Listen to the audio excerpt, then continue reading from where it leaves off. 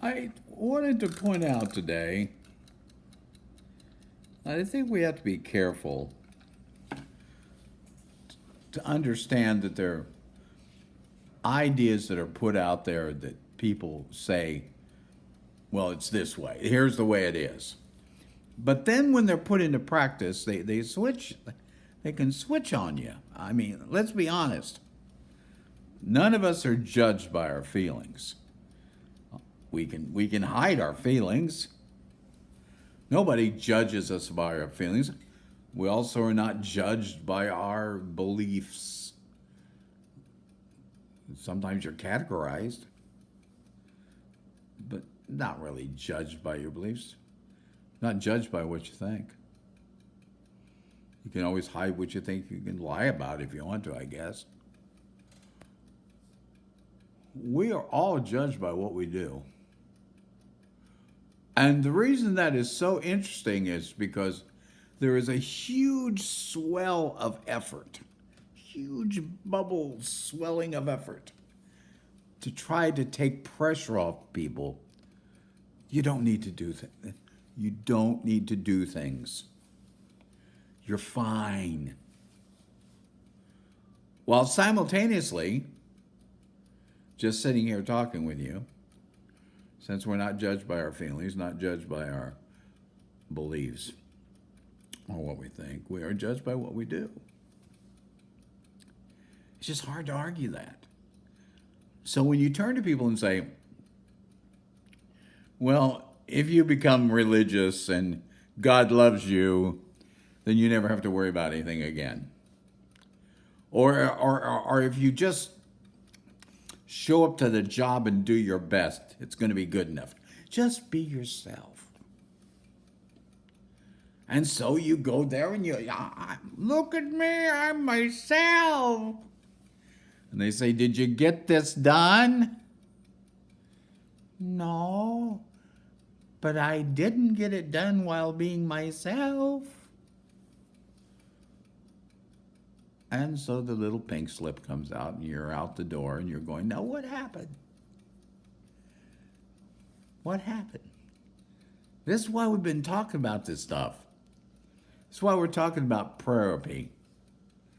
Because if you're not careful, you find yourself indulging in vain repetitions. Things that people tell you, just do this, do it over and over and over and over and over and over and over again, and it'll work for you. Just do this. Say this prayer, do this, recite this verse, do this mantra, work on this yoga exercise. Just do it over and over and over and over and over and over and over again, and it'll work for you. And so people do this.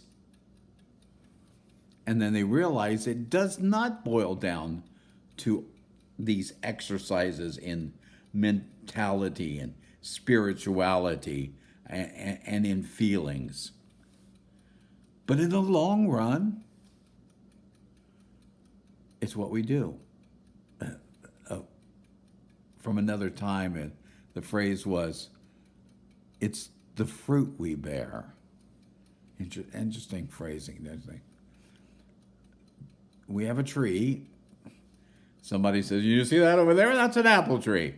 People say, well, I don't see any apples. Well, it's not the season for them. Well, you can't really call it an apple tree if we don't see apples. This is just the way we are. Even though we talk about faith, even though we talk about belief, even though we talk about heaven, even though we talk about believing in one another, we are a people who want to see the pudding so we can look down and go, well, there's the proof right there. I was not convinced until the pudding showed up, but now the proof is in the pudding.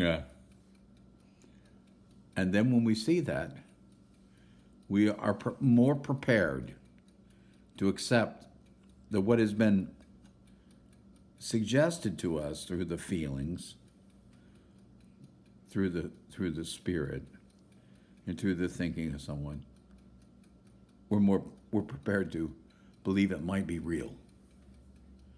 I'm more likely to believe that God is real if I see somebody standing next to me with a shovel in their hand helping someone than I am if they have a Bible in their hand. I'm not convinced by mere feelings. Maybe I should be convinced just by the fact that people say they believe, but I'm not. I'm not convinced by what we think. Well, here's what I think. Anybody can say that. But it's when people start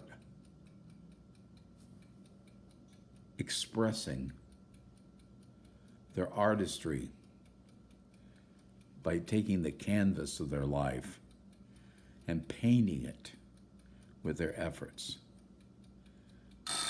that we begin to understand who we are, why we're here, and how this thing works.